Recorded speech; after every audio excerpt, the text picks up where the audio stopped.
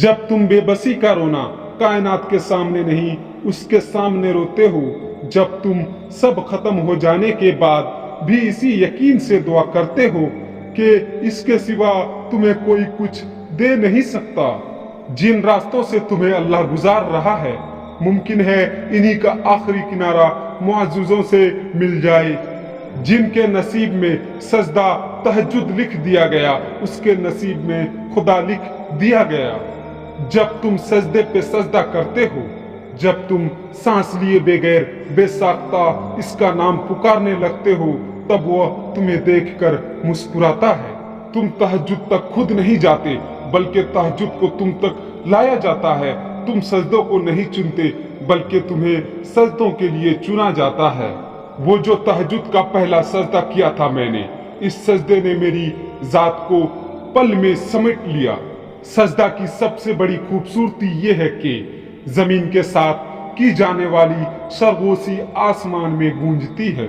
तहज्जुद पढ़ा करो, कोई मिले ना मिले रब मिल जाएगा। मुझे किसी से कोई गिला नहीं, ए अल्लाह बस मुझे इस काबिल बना के किसी को मुझसे कोई गिला न हो। और जो चीजें तहज्जुद में भी मांगने से ना मिले तो समझ जाओ वो तुम्हारे लिए बेहतर नहीं।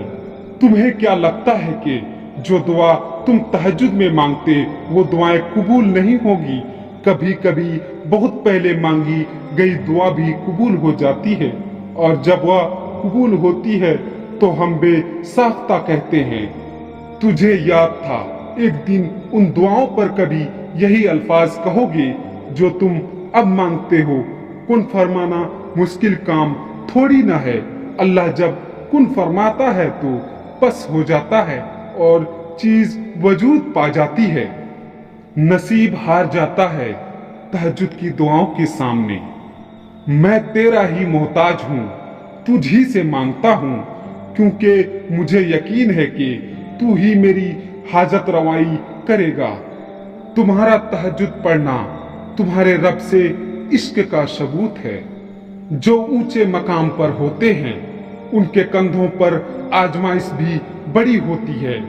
वो मोहब्बत किस कदर पुरखुलूस होगी जिसे तहज्जुदों में मांगा गया हो, क्योंकि जब अल्लाह तुम्हारे दिल में किसी का ख्याल पैदा करता है तो वो चाहता है कि तुम उसको मनाओ, उसे वो चीज तुम्हें देने पर आमदा करो। बार बार उसे पुकारो, बार बार झोली फैलाओ, ताकि वो कुन फरमाए और तुम्हारी फरमाइश पूरी करे। अगर अल्लाह ने वो ले लिया जिसे खोने का तस्वुर नहीं कर सकते थे, तो यकीनन वो कुछ ऐसा भी देगा जिसे पाने का तुमने सोचा भी ना होगा। आपको दुआ के लिए कहने से बेहतर है आप ऐसा अमल करें कि लोग खुद आपके लिए दुआ करें। 3 बातें हमेशा याद रखें। नंबर 1, चोट खाए बगैर बहादुरी नहीं मिलती। नंबर 2, गलती के बगैर सबक नहीं मिलती। नंबर 3, नाकामी का मजा चखे बगैर कामयाबी नहीं मिलती। इज्जत के मोती पर अगर मैल आ जाए तो सैकड़ों दरिया भी इसे नहीं धो सकती। इंसान एक दुकान है और ज़बान इसका ताला है। जब ताला खुलता है तो पता चलता है कि दुकान कोयले का है या सोने का। खामोशी हर मुसीबत का इलाज है, लेकिन जुल्म के खिलाफ आवाज उठाना बेहतरीन अमल है। 3 चीजें कभी वापस नहीं आती: बोले गए अल्फाज, गुजरा हुआ वक्त और टूटा हुआ भरोसा। बेहतरीन वक्त वो जिसमें बदतरीन लोग सामने आ जाए। लोग देर नहीं करते ताल्लुक खराब करने में, अगर आप उनके लिए बेकार हो जाए। किताबों की अहमियत अपनी जगह, मगर सबक वही याद रहता है जो वक्त और लोग सिखाते हैं। जमीन वाहिद पौधा है जिसका बीज जमीन के ऊपर, फल जमीन के नीचे मिलता है। शाखें अगर रही तो पत्ते भी आएंगे। ये दिन बुरे हैं तो अच्छे दिन भी आएंगे इंशाअल्लाह। आपका खामोश रहना आपका बुरा चाहने वालों के लिए सबसे बड़ा सजा है। हर किसी पर यकीन न करें, क्योंकि नमक और चीनी का रंग एक ही जैसा होता है। शुक्र करना सीखो, इतना मिलेगा कि तुम थक जाओगे। अल्लाह ने सेहत दी और ईमान दिया तो अल्लाह का शुक्र अदा करो और बोलो अल्हम्दुलिल्लाह। उम्मीद कभी नहीं छोड़ना, कल का दिन आज से बेहतर होगा इंशाअल्लाह। हर वो शख्स अमीर होता है जिसके पास नमाज की दौलत होती है।